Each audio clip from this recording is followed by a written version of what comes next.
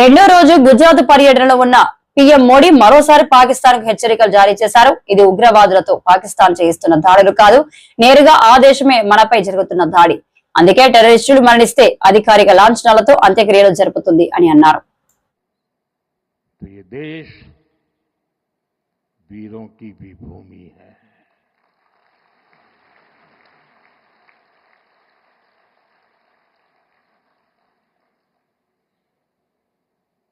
आज तक जिसे हमें प्रॉक्सी वॉर कहते थे,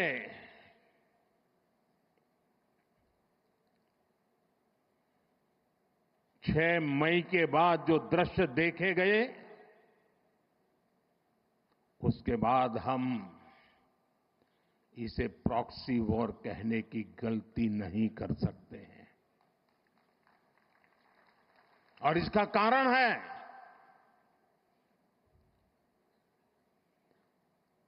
जब आतंकवाद के 9 ठिकाने तय करके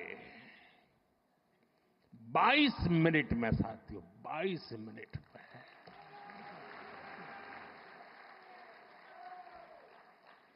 उनको ध्वस्त कर दिया।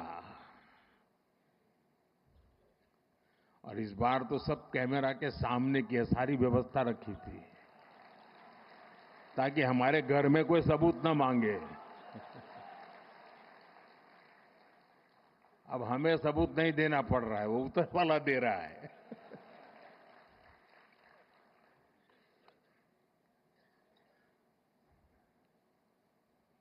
और मैं इसलिए कहता हूं अब ये प्रॉक्सी वॉर नहीं कह सकते इसको, क्योंकि जो आतंकवादियों के जनाजे निकले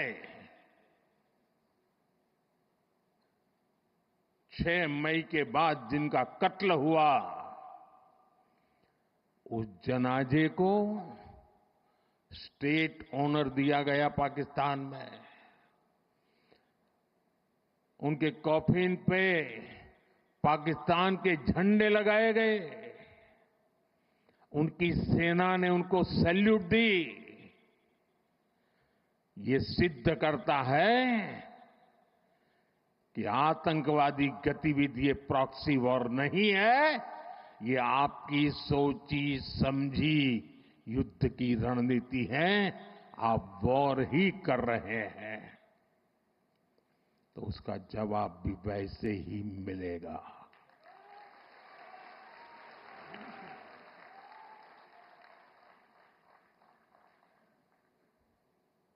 हम अपने काम में लगे थे, प्रगति के राह पर चले थे।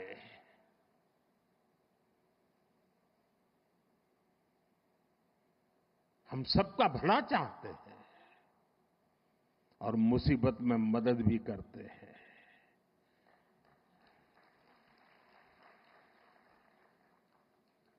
लेकिन बदले में खून की नदियां बहती है।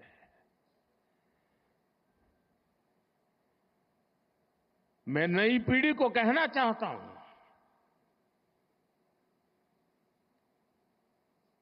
देश को कैसे बर्बाद किया गया है।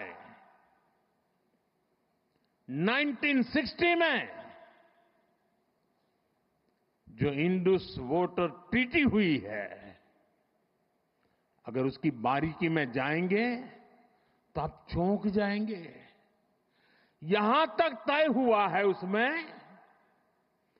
कि जो जम्मू कश्मीर की अन्य नदियों पर डैम बने हैं, उन डैम का सफाई का काम नहीं किया जाएगा, डिसिल्टिंग नहीं किया जाएगा, सफाई के लिए जो नीचे की तरफ गेट है वो नहीं खोले जाएंगे।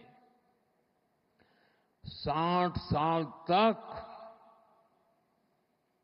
ये गेट नहीं खोले गए और जिसमें 100% पानी भरना चाहिए था, धीरे धीरे इसकी कैपेसिटी कम हो गई, 2%, 3% रह गया। क्या मेरे देशवासियों को पानी पर अधिकार नहीं है क्या? उनको उनके हक का पानी मिलना चाहिए, नहीं मिलना चाहिए क्या? और अभी तो मैंने कुछ ज्यादा किया नहीं है।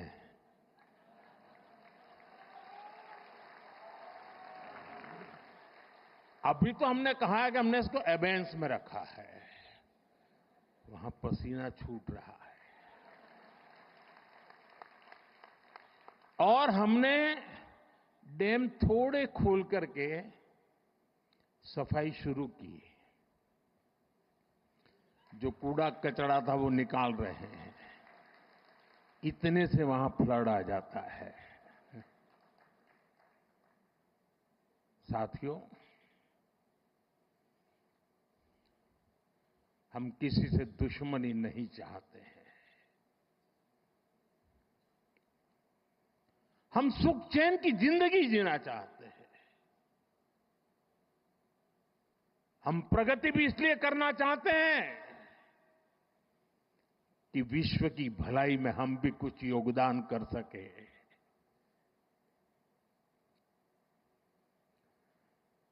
और इसीलिए हम एक निष्ठ भाव से कोटि कोटि भारतीयों के कल्याण के लिए प्रतिबद्धता के साथ काम कर रहे हैं। कल 26 मई था।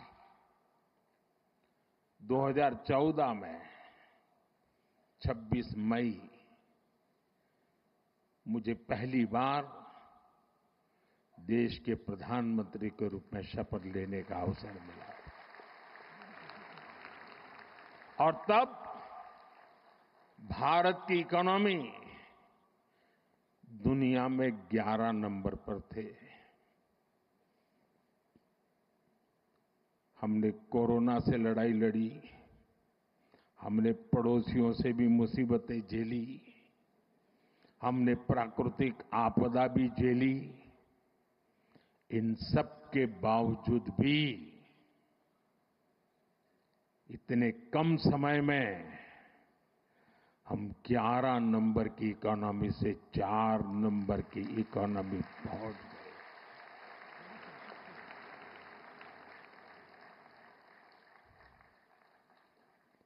क्योंकि हमारा ये लक्ष्य है।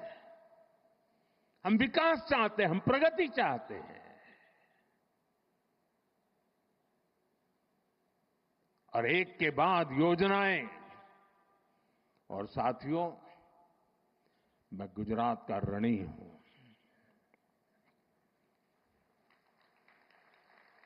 इस मिट्टी ने मुझे बड़ा किया है।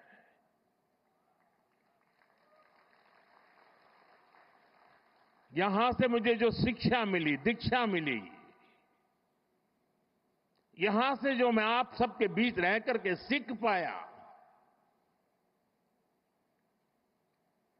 जो मंत्र आपने मुझे दिए, जो सपने आपने मेरे में संजोए, मैं उसे देश